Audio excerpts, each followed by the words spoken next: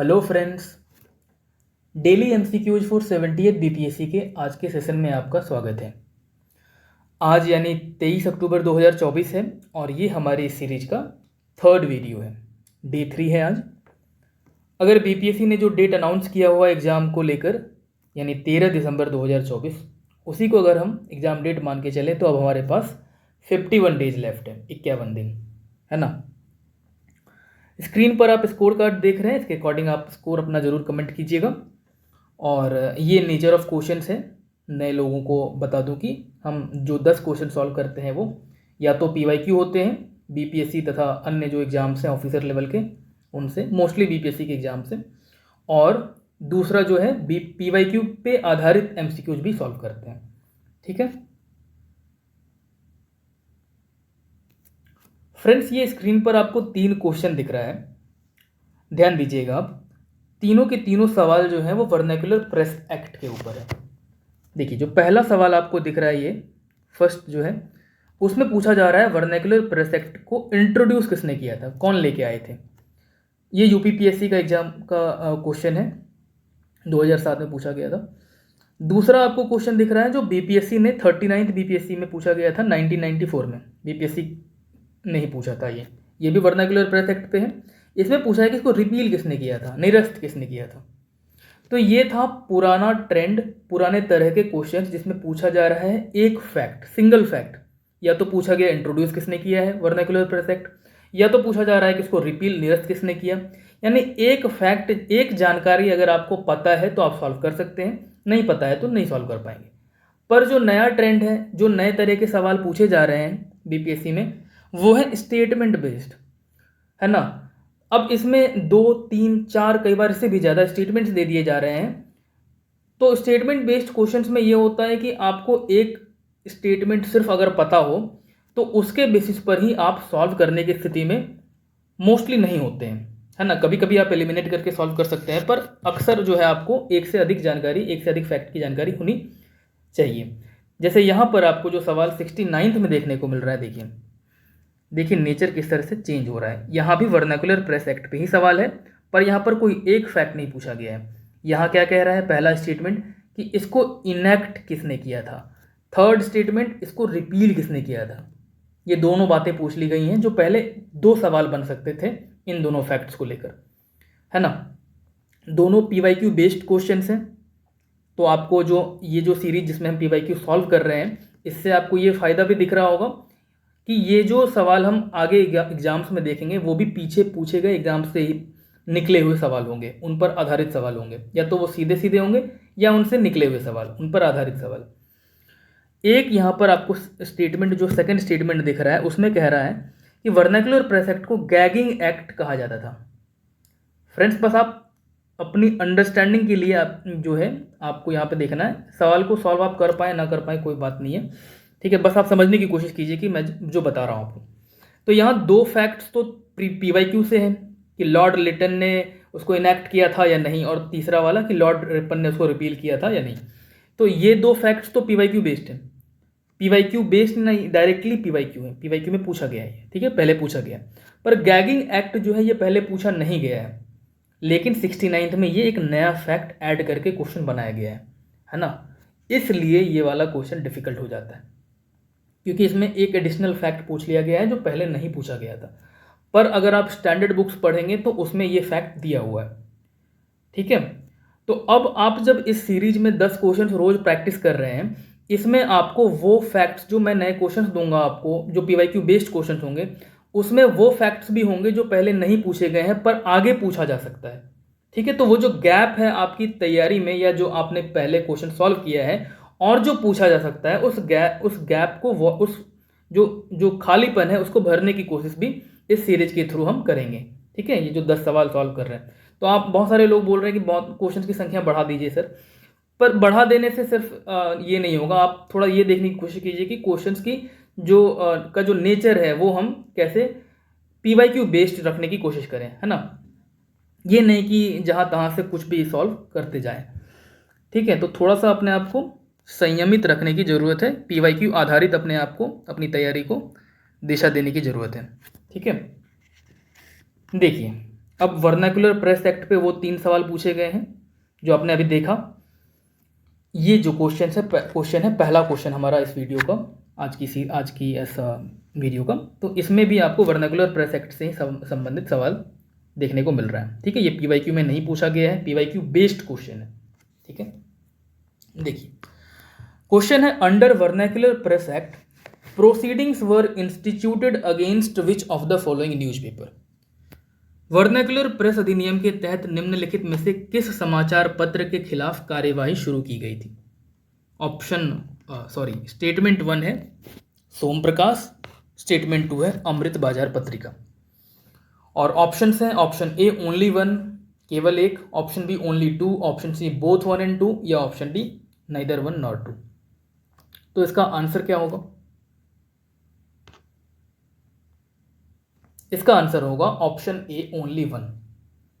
सोम प्रकाश वो पत्रिका थी जिसके खिलाफ जो है वर्नाकुलर प्रेस एक्ट के तहत कार्रवाई की गई थी। ठीक है, इसके खिलाफ प्रोसीडिंग्स हुई थी।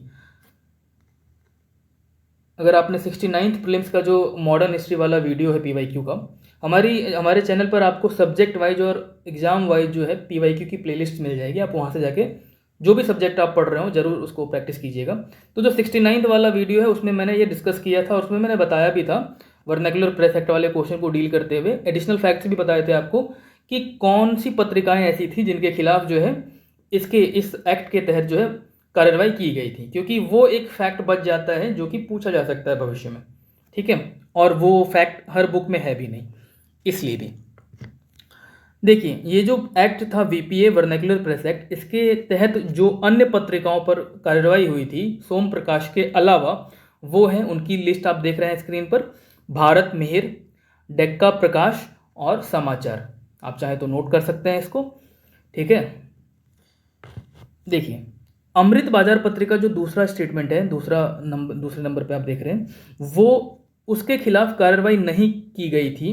क्यों नहीं की गई थी? देखिए वो भी वर्नाकुलर लैंग्वेज में ही छपता था, यानी भारतीय भाषा में ही छपता था।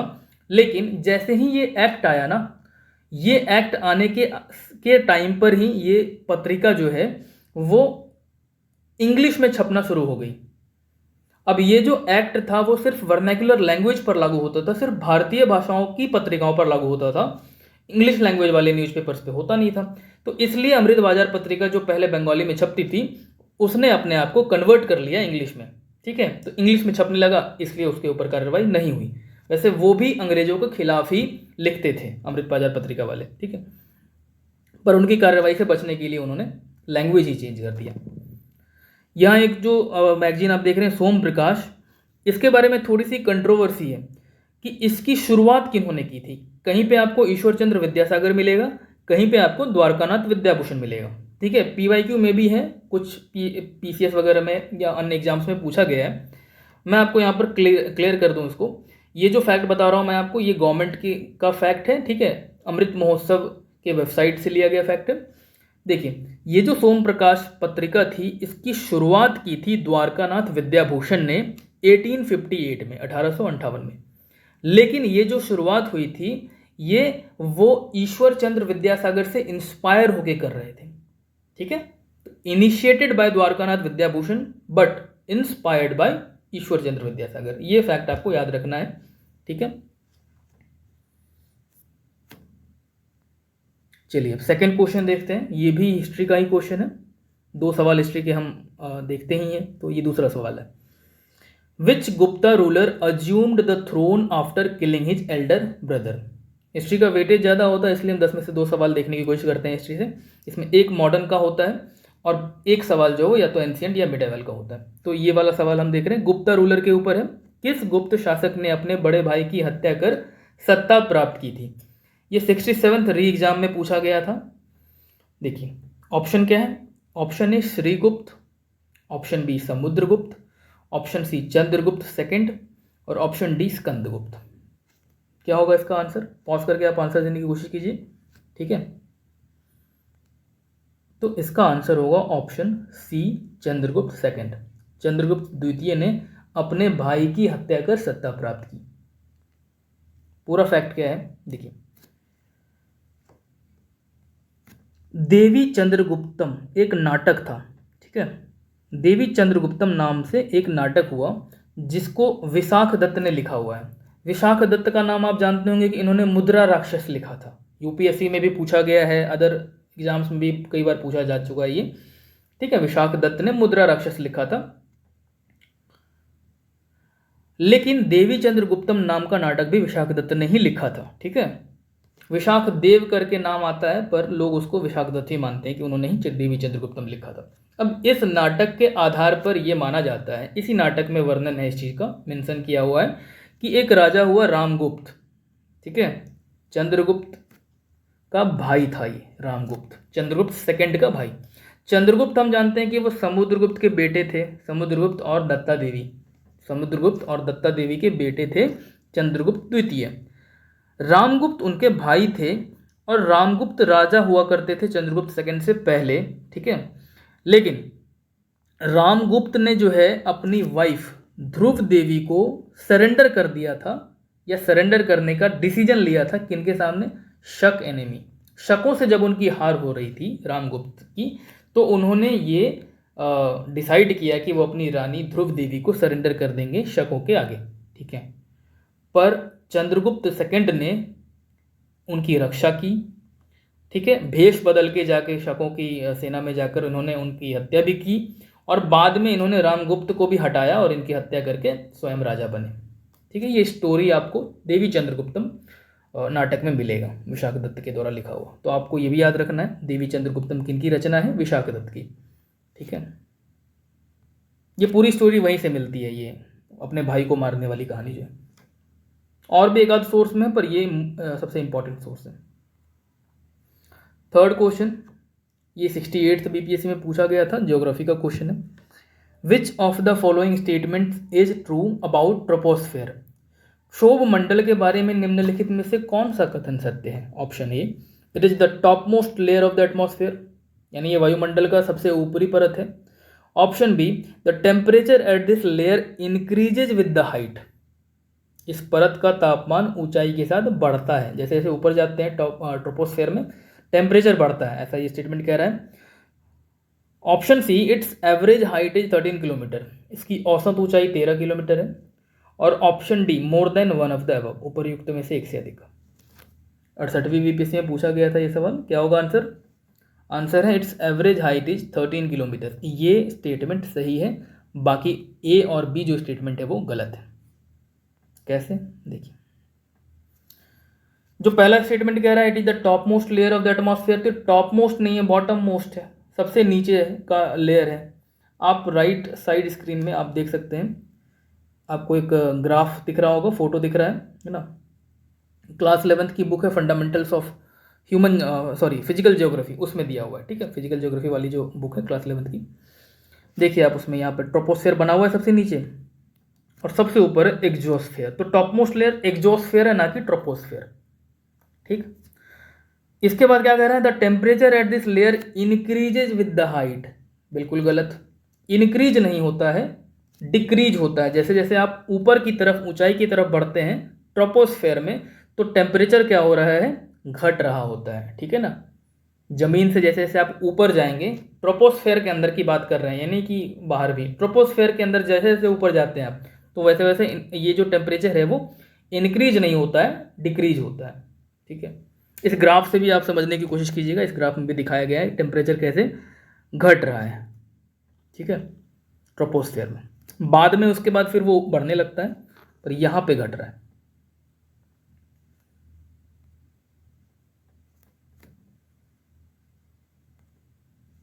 नेक्स्ट क्वेश्चन, फोर्थ क्वेश्चन है ये, पॉलिटी का क्वेश्चन है, ठीक है। 2012 में यूपीएससी ने पूछा था ये सवाल। The distribution of powers between the centre and the states in the Indian constitution is based on the scheme provided in the, भारतीय संविधान में केंद्र और राज्यों के बीच शक्तियों का वितरण निम्नलिखित योजना पर आधारित है। फ्रेंड्स, पॉलिटी के क्वेश्चंस बीपीएससी अब ना स्टैंडर्ड के पूछ रहा है, अच्छे स्टैंडर्ड्स के क्वेश्चन पूछ रहा है, ठीक है। 3 स्टेटमेंट, 4 स्टेटमेंट, ऐसे भी जुडिशियरी पे काफ़ी डिटेल में क्वेश्चंस आ रहे हैं अब तो ध्यान से आप पढ़ेंगे पॉलिटी को। देखिए, ऑप्शन ए है Morley Minto reforms 1909, option B Montagu Chelmsford act 1919, option C government of India act 1935, option D Indian independence act 1947। जो डिस्ट्रीब्यूशन ऑफ पावर है सेंटर और स्टेट के बीच में, केंद्र और राज्यों के बीच में, ये वाली योजना भारतीय संविधान में कहाँ से ली गई है, ठीक है, या किस पर बेस्ड है ये? तो गवर्नमेंट ऑफ इंडिया एक्ट 1935 1935 में जो भारत सरकार अधिनियम आया था उसी के ऊपर ये आधारित है, ठीक है। डिस्ट्रीब्यूशन ऑफ पावर्स, जो गवर्नमेंट ऑफ इंडिया एक्ट 1935 था उसमें 3 लिस्ट दी हुई थी, ठीक है, पावर को लेकर के। एक है फेडरल लिस्ट जो सेंटर के लिए था, फिर प्रोविंशियल लिस्ट जो प्रांतों के लिए था, और तीसरा कनकरेंट लिस्ट जो दोनों पे लागू होता था, ठीक है, फेडरल, प्रोविंशियल और कनकरेंट। अभी भी हमारे पास संविधान में 3 लिस्ट ही है। 7th जो शेड्यूल है हमारा उसमें दिया हुआ है ना 3 लिस्ट। नाम थोड़ा सा डिफरेंट है, फेडरल को अब हम यूनियन लिस्ट बोलते हैं, प्रोविंशियल को हम स्टेट लिस्ट बोलते हैं, और कनकरेंट ही है, ठीक है। चलिए 5th क्वेश्चन इकोनॉमी का क्वेश्चन है ये PYQ बेस्ड क्वेश्चन है। देखिए GDP GNP पे क्वेश्चन BPSC पूछा है, तो वैसे ही हम एक क्वेश्चन अब यहाँ देख रहे हैं। There is a US company doing business in India, the profit made by the company will be part of 1 India GDP या 2 US GNP। Select the correct answer. क्या कह रहा है क्वेश्चन कि एक अमेरिकी कंपनी भारत में कारोबार कर रही है, कंपनी द्वारा अर्जित लाभ, अर्जित प्रॉफिट निम्न में से किसका हिस्सा होगा? भारत की GDP का, अमेरिका की GNP का। Option A 1 only, option B 2 only, option C both 1 and 2, option D neither 1 not 2। क्या होगा इसका आंसर? देखिए इसका आंसर है ऑप्शन सी बोथ 1 and 2। पहला भी सही है, दूसरा भी सही है। कैसे? GDP और GNP का कॉन्सेप्ट अगर आपको नहीं पता है तो आसान भाषा में आपको समझा दूं। GDP जो है वो किसी भी कंट्री का, ठीक है, किसी भी कंट्री के भीतर जो भी गुड्स एंड सर्विसेज प्रोड्यूस हो रही है, उत्पादन हो रहा है जो भी गुड्स एंड सर्विसेज का, कंट्री के बॉर्डर के अंदर, चाहे वो सिटीजन कर रहे हो या नॉन सिटीजन कर रहा हो, ठीक है। तो यानी अगर हम भारत के संदर्भ में बात करें तो इंडिया में मान लीजिए इंडिया के भीतर चाहे इंडिया का कोई सिटीजन कुछ भी प्रोड्यूस कर रहा हो या अमेरिका या चाइना का कोई इंसान आके यहाँ पे कुछ प्रोड्यूस कर रहा हो, वो सारा कुछ काउंट होगा GDP में, ठीक है, उसकी वैल्यू GDP में काउंट होगी। GNP क्या है? GNP का फुल फॉर्म क्या होता है? Gross national product. GDP का ग्रॉस डोमेस्टिक प्रोडक्ट। तो यहाँ जब नेशनल प्रोडक्ट की बात कर रहे हैं, ग्रॉस नेशनल प्रोडक्ट की, तो यहाँ पर नेशन और उसके सिटीजन जो है वो इन्वॉल्व हो जाएंगे। तो किसी भी देश के सिटीजन के द्वारा प्रोड्यूस किया हुआ गुड्स एंड सर्विसेज का वैल्यू जो है वो कहलाएगा ग्रॉस नेशनल प्रोडक्ट, ठीक है। अगर हम इंडिया के संदर्भ में बात करें तो इंडिया का सिटीजन जो इंडिया में प्रोड्यूस कर रहा है वो, और जो बाहर भी अगर कुछ गुड्स एंड सर्विसेज के प्रोडक्शन में शामिल है तो उसका वैल्यू भी ऐड हो जाएगा और वो कहलाएगा ग्रॉस नेशनल प्रोडक्ट। या आपको ये ध्यान रखना है कि जब हम ग्रॉस नेशनल प्रोडक्ट की बात कर रहे हैं, भारतीय सिटीजन, किसी भी कंट्री के सिटीजन की बात जब हम कर रहे हैं, चाहे वो किसी भी लोकेशन पे रह रहे हों, तो ये भी ध्यान रखना है कि अगर किसी और देश का कोई सिटीजन हमारे कंट्री में काम कर रहा है और प्रोड्यूस कर रहा है गुड्स एंड सर्विसेज, तो उसकी वैल्यू जो है वो हमारे कंट्री के GDP में काउंट होगा, लेकिन उस कंट्री के GNP में काउंट होगा, क्योंकि वो उस देश का जो है सिटीजन है ना। यहाँ पे जैसे US कंपनी कोई काम कर रही है यहाँ पर, तो वो ये कुछ भी प्रोड्यूस कर रही है, तो इंडिया के GDP में तो वो काउंट होगा क्योंकि वो इंडिया के बॉर्डर के भीतर उसका प्रोडक्शन हो रहा है। पर वो US के सिटीजन के द्वारा चूंकि प्रोड्यूस हो रहा है तो वो US के GNP में काउंट होगा, ना कि हमारे GNP में, ठीक है। ग्रॉस नेशनल प्रोडक्ट जो होगा वो US का, वो उसमें काउंट होगा। तो यहाँ पर चूंकि पहला स्टेटमेंट है इंडिया GDP, तो ये भी सही है, और दूसरा US के GNP, तो ये भी सही है। बोथ 1 and 2 आर करेक्ट, ठीक है। चलिए नेक्स्ट क्वेश्चन देखते हैं।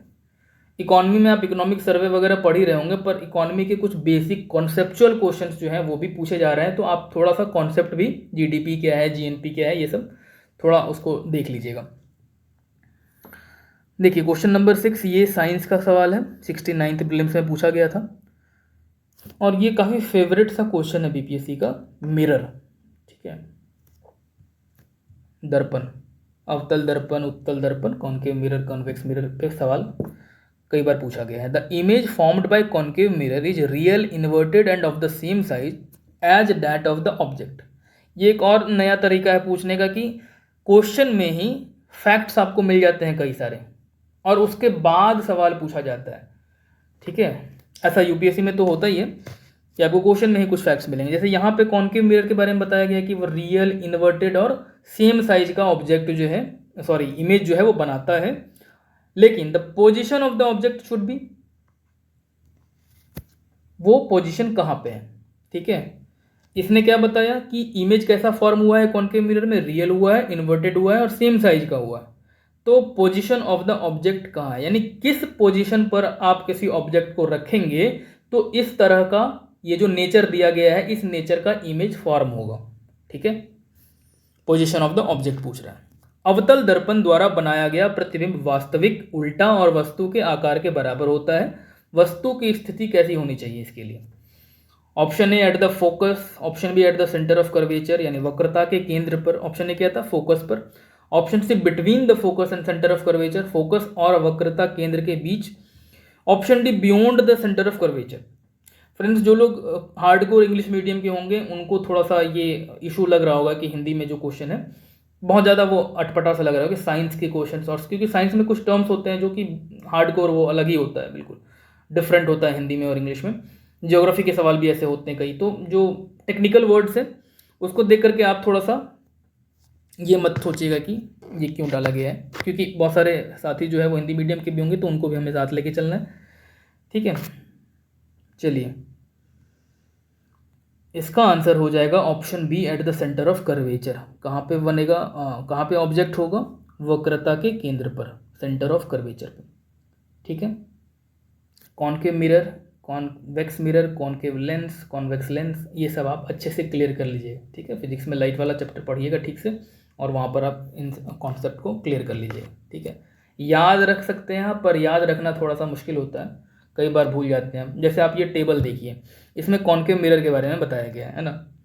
ऐसा ही एक टेबल आपको कॉन्वेक्स मिरर के बारे में भी मिल जाएगा आपको। ये क्लास 10th की एनसीईआरटी से लिया गया है, chapter reflection and refraction, light वाला जो चैप्टर है उसमें आप देखिए ऑब्जेक्ट की पोजीशन कहाँ पे रहेगी, तो फिर इमेज की पोजीशन कहाँ बनेगी, साइज कैसा होगा, नेचर कैसा होगा, ये सब बताया गया है इसमें, ठीक है।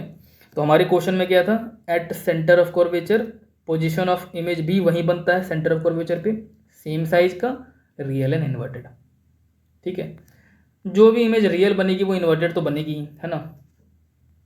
इरेक्ट कब होती है? जब वर्चुअल इमेजेस होती हैं वो इरेक्ट बनती हैं। तो यहाँ जब कॉनकेव मिरर की हम बात कर रहे हैं तो एक ही केस ऐसा होता है जब वर्चुअल एंड इरेक्ट बनता है। कब बनता है? जबकि ऑब्जेक्ट जो है वो पोल और फोकस के बीच में होता है, ठीक है। उस केस में आपको वर्चुअल एंड इरेक्ट बनता है इमेज, ठीक है। यहाँ पे मैं डिटेल में इसको समझाऊंगा अगर, तो काफ़ी ये टाइम इसमें लगेगा, है ना। हम यहाँ पे क्वेश्चन प्रैक्टिस कर रहे हैं तो आप इसको देखिए। अगला क्वेश्चन, क्वेश्चन नंबर 7 है, ये भी साइंस का सवाल है। स्टोमेटा पे क्वेश्चंस काफ़ी पूछ रहा है बीपीएससी, ठीक है। तो ये वाला सवाल उसी से बना हुआ है, उसी क्वेश्चन पे, एक तो क्वेश्चन बीपीएससी के स्टोमेटा पे है। क्वेश्चन क्या है? Stomata are structures present in the epidermis of leaves. रंध्र ऐसी रचनाएं हैं जो पत्तियों की बाह्य त्वचा पर होते हैं। स्टेटमेंट 2 है, each stoma is composed of 2 guard cells. प्रत्येक रंध्र में 2 द्वार कोशिकाएं होते हैं। स्टेटमेंट 3 है, गार्ड सेल्स पोजेस क्लोरोप्लास्ट, यानी द्वार कोशिकाओं में क्लोरोप्लास्ट होता है। पहले में लोकेशन बताया जा रहा है कि स्टोमेटा कहाँ पे होता है, एपिडर्मिस ऑफ लीव्स में। दूसरा कि हर एक स्टोमा में 2 गार्ड सेल्स होते हैं और तीसरा गार्ड सेल्स में क्लोरोप्लास्ट होते हैं। तो क्या होगा इसका आंसर? ऑप्शन देखिए, ऑप्शन ए है ओनली 1 and 2, ऑप्शन बी है only 2 and 3, option C only 1 and 3, option D 1, 2 and 3। तो आंसर है इसका 1, 2 and 3। तीनों के तीनों स्टेटमेंट्स जो है वो सही है, ठीक है। स्टोमेटा क्या करता है? एक तो ट्रांसपिरेशन के प्रोसेस में को रेगुलेट करता है और गैसियस एक्सचेंज में भी हेल्प करता है, ठीक है। तो ट्रांसपिरेशन और गैसियस एक्सचेंज के प्रोसेस में स्टोमेटा का रोल रहता है। ये आप एक इमेज देख रहे हैं, क्लास 11th बायोलॉजी की है, ठीक है। यहाँ पर 2 स्टोमेटा का बना हुआ है आपको। एक बीन शेप्ड मिल रहा होगा जो नॉर्मल स्टोमेटा है, बीन शेप्ड, ये जो पहला वाला है। दूसरा आपको दिख रहा होगा डम्बल शेप्ड है ना, डम्बल शेप्ड जो आपको दिख रहा है, जो ग्रास होता है ना, घास, उसके जो उसमें जो स्टोमेटा होता है उसका शेप होता है डम्बल का। ठीक है, चलिए आगे बढ़ते हैं। क्वेश्चन नंबर 8, बिहार स्पेशल ये क्वेश्चन है बिहार का। डे 1 और डे 2 पे जो हमने देखा था, प्रैक्टिस किया था क्वेश्चन, उसमें भी बिहार स्पेशल के क्वेश्चन नहीं थे, है ना, उसमें रह गया था वो। मैथ्स रीजनिंग के क्वेश्चन भी अभी नहीं कर रहे हैं हम, क्योंकि एग्जाम जब जब पास आ जाएगा और तो हम उसको फिर करना शुरू करेंगे मैथ्स रीजनिंग के क्वेश्चन भी प्रैक्टिस। बिहार स्पेशल का ये क्वेश्चन जो है ये 2-3 बार पूछा जा चुका है बीपीएससी द्वारा हाल फिलहाल में। एक तो बीपीएससी के द्वारा सीसी कंबाइंड कॉम्पिटिटिव एग्जाम्स में भी पूछा गया है, ये आपको 68 वाला क्वेश्चन दिख रहा है सामने। इसके अलावा ये टीचर्स रिक्रूटमेंट एग्जाम में भी पूछा गया है, तो रिपीट हो रहा है, बीपीएससी इसको 2-3 बार पूछ चुका है। पिछले 2-3 सालों में 2-3 बार पूछा जा चुका है, अलग अलग एग्जाम्स बीपीएससी जो कंडक्ट कराती है उनमें। तो आपको याद रखना है क्वेश्चन क्या है, who saved the life of Gandhi ji in Bihar during Champaran satyagraha. 2 keywords है यहाँ, एक तो गांधी जी, दूसरा चंपारण, ये दोनों बहुत इंपॉर्टेंट है। चंपारण सत्याग्रह डिटेल में पढ़ लीजिएगा आप, और गांधी जी के बारे में तो खैर पढ़ना ही है।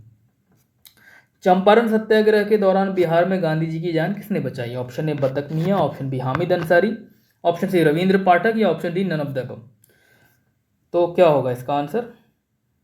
आंसर हो जाएगा ऑप्शन ए बतक मियाँ। बतक मियाँ एक रसोइया थे, और जब चंपारण सत्याग्रह हो रहा था और गांधी चंपारण में थे, तो गांधी जी को मारने के लिए कहा गया था, और बतक मियाँ को ही आदेश दिया गया था, क्योंकि ये रसोइया थे, कुक थे ये, तो इनको कहा गया था कि आप जहर मिला दो भोजन में, खाने में, और उससे गांधी मर जाएंगे। पर इन्होंने मना कर दिया था, ठीक है, कि जहर नहीं मिलाएंगे, और इन्होंने नहीं किया वो काम, गांधी जी की जान बच गई इसलिए। चलिए नेक्स्ट क्वेश्चन, क्वेश्चन नंबर 9, ये करंट अफेयर्स का क्वेश्चन है, और ये टीआरई जो थर्ड फेज हुआ था उसमें क्वेश्चन पूछा गया था। टीआरई थर्ड जो फेज हुआ है इसी साल हुआ है, और उसमें 50 क्वेश्चन लगभग जो है करंट अफेयर्स के थे टोटल। जो लोग नहीं जानते हैं उनको मैं बता दूं कि क्लास 1 to 5, 6 to 8, 9 to 10 और 11 to 12 के टीचर्स के लिए अलग अलग बहुत सारे पेपर जो है सब्जेक्ट वाइज अलग अलग पेपर्स कंडक्ट होते हैं।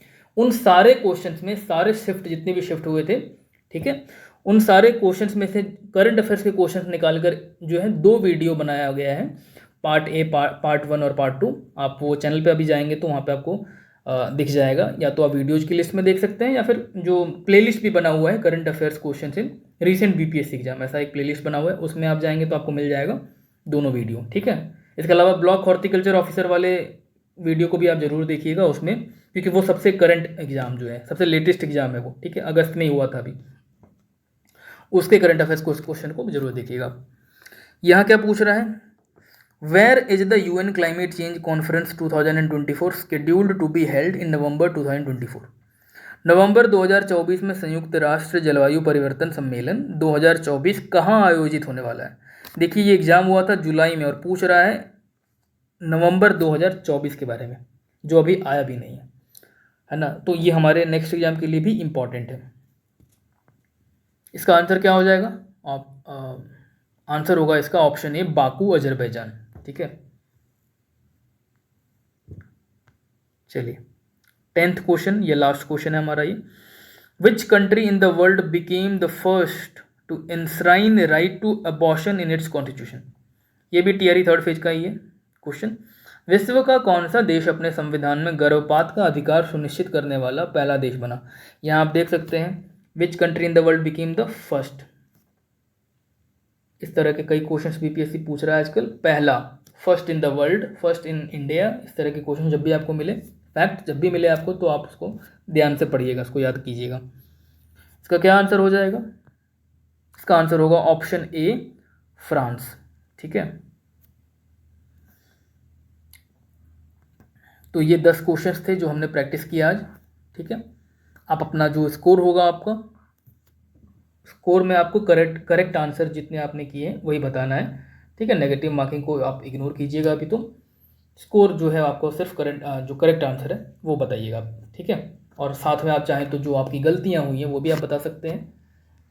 आप जब लिखेंगे ना अपनी गलती, तो आपको याद रहेगा, आप उन गलतियों को दोबारा करने से भी बचेंगे, ठीक है। तो कॉन्शसनेस में आपके रहेगा वो चीज़ें, तो कोशिश कीजिएगा आप बताने की कि आपकी क्या गलती हुई है, कीप लर्निंग।